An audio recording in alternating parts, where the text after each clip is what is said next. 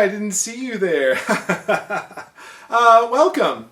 Last time I was at Tokyo Game Show, I recorded this video showcasing my haul that I got at Akihabara and other areas around Tokyo. Really cool stuff we've since used on the show.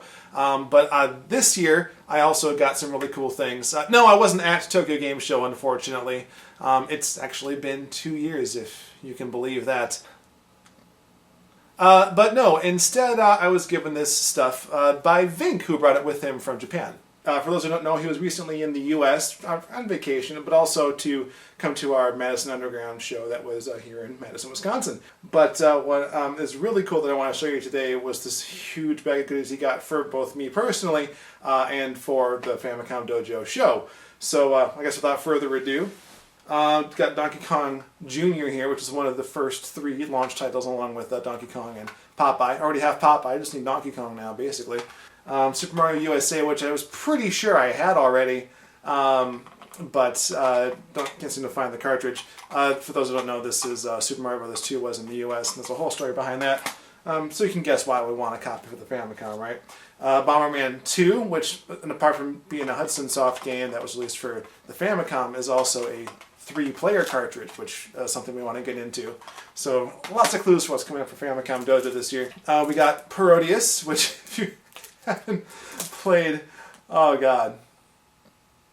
Moving on. I also got a cartridge version of Tennis, which I have on Famicom Disk System, but wouldn't help me out with the trick that needs the cartridge to do. When we released the Minus Worlds episode on the Famicom Dojo channel, the comment section was just filled with people who were like asking why we didn't cover how to get to more Minus Worlds using the Tennis cartridge. Huh? What? The basic premise is that because the Famicom doesn't reset itself when you pull out a cartridge, unlike the NES, you're able to put in a game like Tennis, and it changes this spot in memory. When you stick another game in, like Super Mario Brothers, reads from that same spot, and in this case it happens to be the world counter, and you can get to a whole bunch of other Minus Worlds. So that's something that you can look up online. We've linked to some videos in the show notes already. But we're going to try it for ourselves, although I'm really afraid of frying my Famicom when I do it. But, you know, anything for you guys, right? King Kong 2, Ikari no Megaton Punch. I already have this. Rounding off the Famicom games, Excite Bike, a boxed copy. Let's just open this up, shall we? Because I don't really see a lot of boxed Famicom stuff. Most of the things I have are loose. Ooh. Oh. There's a manual in there. I can get behind that. It's even directions for how to like land your jump properly. That's great. We're gonna cover the data recorder and how games like Excite Bike interface with that. A little bit more esoteric is Hyper Sports, which I wonder if there's also a manual on this one too. Oh my god, there is. Oh, that's really cool. This is from a series of games. Actually, there was the original Hyper Olympic that came out for arcades, had several disparate releases on the Famicom that had pieces of the different games in there. So you had a Hyper Olympic, and then Hyper Olympic 84, and then you had this guy. So I think that this one works with the Zapper. And then the US versions of those were Track and Field and Track and Field 2, which is actually what we got going on here. So different pieces of those games made it into the NES versions, and it's really interesting, so we're going to probably cover that as well. The last Famicom thing I want to show you is this, Family Basic Version 3. I don't know how he found this, but it was not cheap, so I'm going to need some time to play with this a bit before we talk about it, I think. Oh, Game Boy! More Parodius, because, you know, why not? Moving on to 16-bit Ninja Gaiden, which I asked, this is actually Vink's copy, which I have to get back to him, so.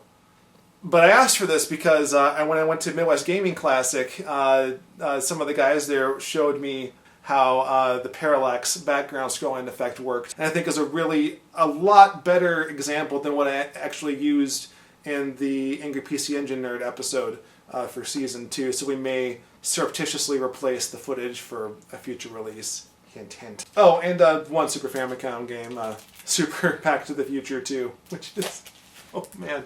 If you haven't seen it already, Drew Wario does a review of this. It's the only good Back to the Future game in existence before, you know, the Telltale Adventure games came along. Mahjong!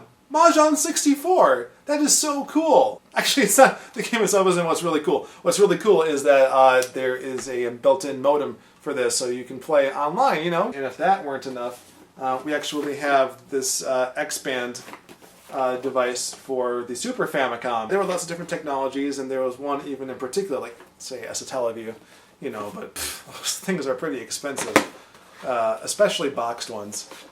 So the chances of us getting one of those are pretty slim, I would think. This looks just like a Dreamcast, but it is actually a Dreamcast karaoke unit that you would plug into the bottom of your Dreamcast. So there you go. There's actually this crazy pass-through. So this is where the modem would go. Normally it's here, but now it has to sort of usurp that one expansion port, so now you have to sort of move it down there if you want to keep it plugged in at all times. And it comes with a game. I mean, I would hope so. Otherwise, what the heck is the point?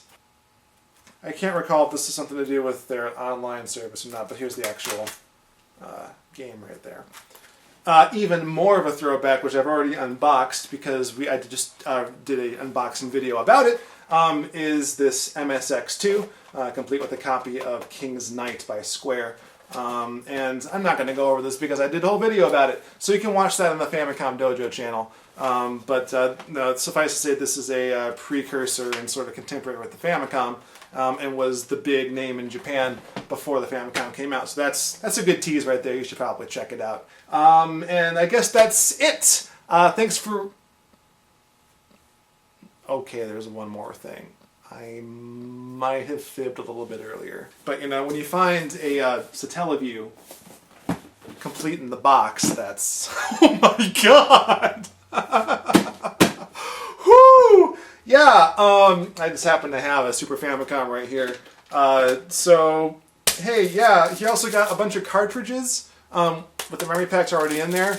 So I'm just really curious. I mean, this Bomberman is on this thing. There's a Bomberman icon right on here, and this is Hudson Soft all over this thing.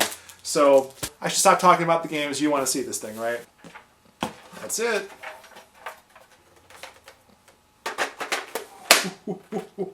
Man, that is gorgeous, right? I mean, man, it hooks up super duper. It looks up super duper complicated. I mean, you know, you think about the Sega CD and, you know, like the 32X and stuff on there, you had to have like 3 different AC adapters and a power strip to run this thing. No, this baby runs off of one AC adapter because of the way that they've sort of jury-rigged it together. It's so nice. So anyway, that's my haul from Japan for 2013. Thank you again very much, Vinnk. Some of the things I get to keep, some I have to send back. Like, I'm probably not going to be able to keep this Satellaview. But, you know. Alright, click on this space for the MSX unboxing video. It's pretty cool. I guess I should do one for the Satellaview too, so... There, how's that? Just click on one of these things. Go on.